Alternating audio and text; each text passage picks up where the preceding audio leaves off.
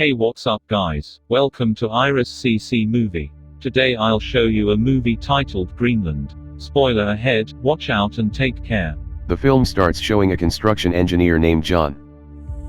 He used to be dissatisfied with his marital life, because he and his wife used to get into arguments. They had a little boy who was worried by their parents' behavior. John thinks while working on his construction site that it is his son's birthday. He plans to reconcile with his wife, returning to his house. He will try to not fight again, so their son may lead a happy life. Now he returns to his house after completing his work perfectly. He reconciles with his wife as he had planned. Seeing it, their son gets excited. Who is one who does not want to see his parents together? They all are sitting together, then TV broadcasts the news. They are broadcasting there that many comets are going to fall into the world. All are worried. One comet has entered the Bermuda region. Now it resulted the earthquakes. John immediately checks, going out of the house. Then there is instantly shaky wave which causes John's fall. Even the flying birds in the air were also feeling fear. They were flying in the different directions. Even though their house glass are also cracked, they all are very feared. That the falling of one comet is creating a great loss. It means that it is not the false spread news but the fact. We will have to take care one another. Then a message is received again in John's cell phone. And also that recording. The TV also shows the same message, which is also read there by other people. They say, what justice this is? Why has your family only been chosen for emergency sheltering? Are we not human beings? Those people leave the house of John, saying ill for him.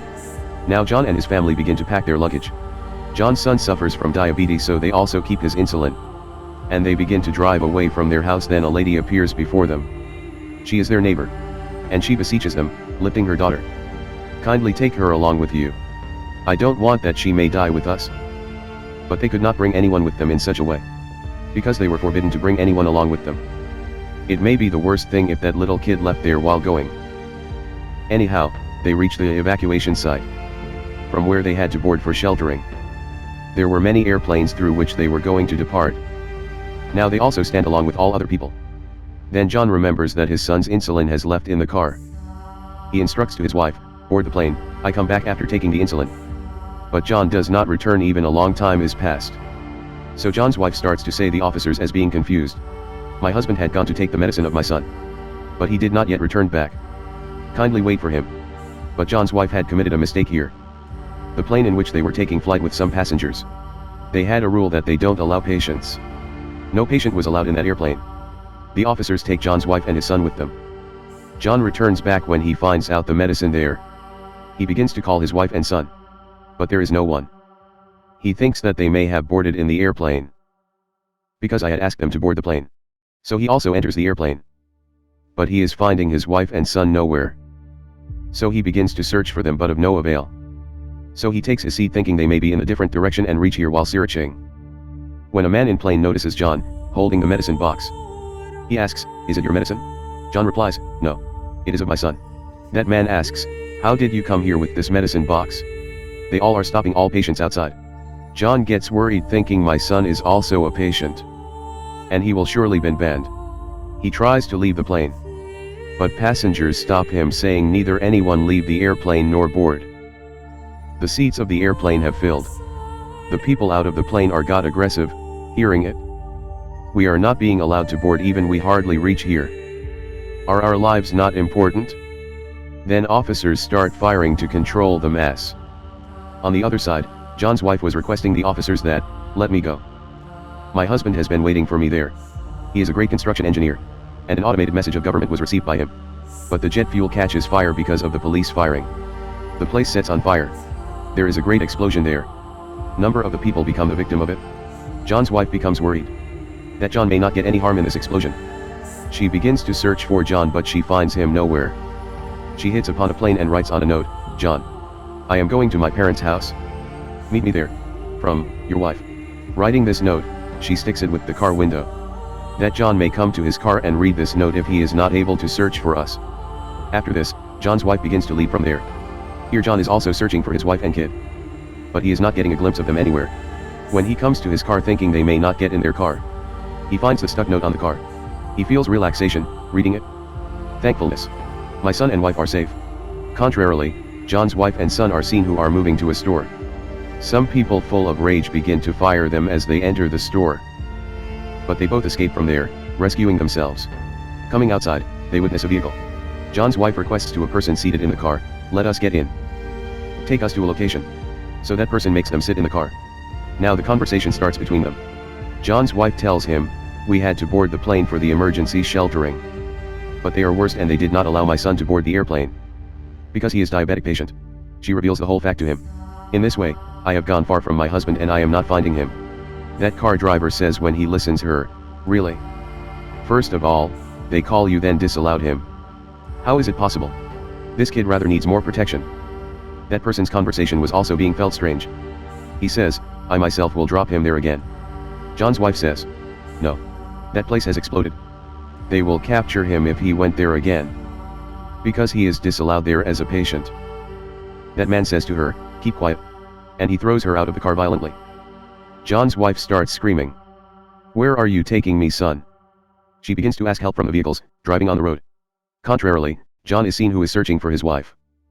Then he catches the sight of a group of teenagers who were singing and dancing there. Thinking it that world is going to be destroyed, so why do they not enjoy it?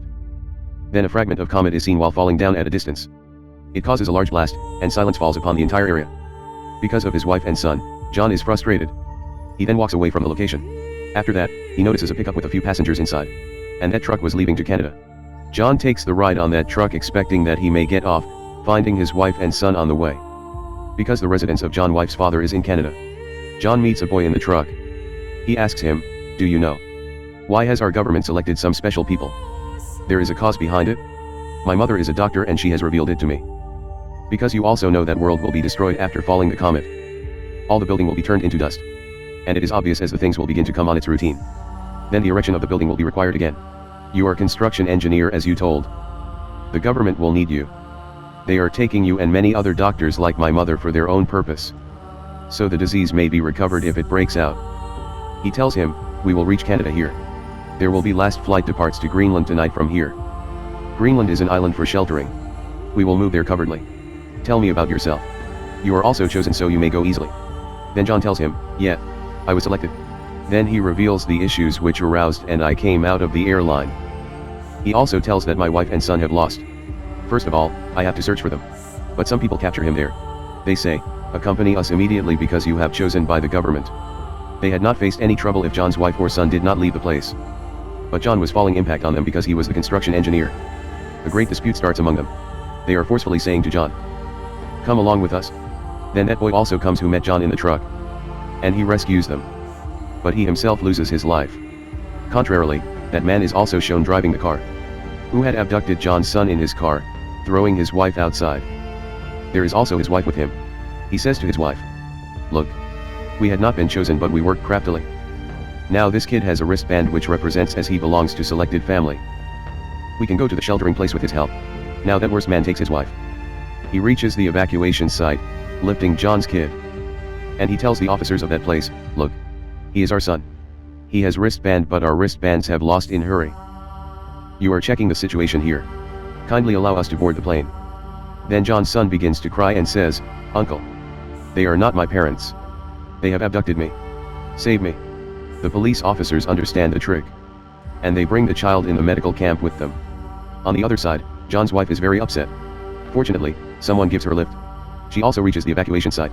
She begins to ask everyone, "Have you seen the small kid?" She is telling the appearance of her son.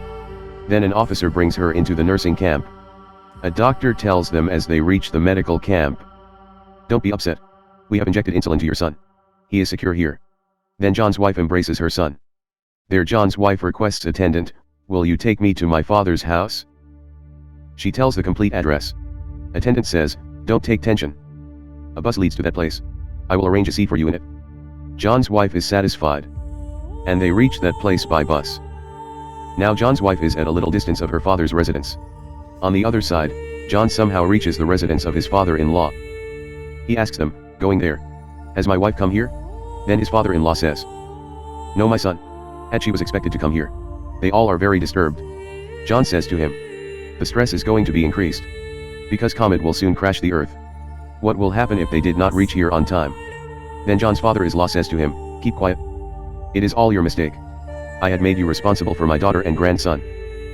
Why have you not brought them with you? Now John sits in worried condition. And he is praying as may his wife and son remain safe. Then he receives a call of his wife. She tells that we are at a little distance of the house. And we are arriving soon. Then John says, I come out of the house? Come soon. At last John glimpses his wife and son. Being excited, they embrace one another. They gratify as they are with one another and no one got any harm. Now John tells his wife that some of the fragments of comet are going to fall here. But they had built a bunker in the Greenland. We will have to move there instantly. Now we have the vehicle. All get ready. When John's wife says to her father, accompany us. Then his father replies, no my daughter. Now I have grown old. I will like to spend the last days of my life along with my friends where I grew up. The death is inevitable when the time approaches. We cannot stop it.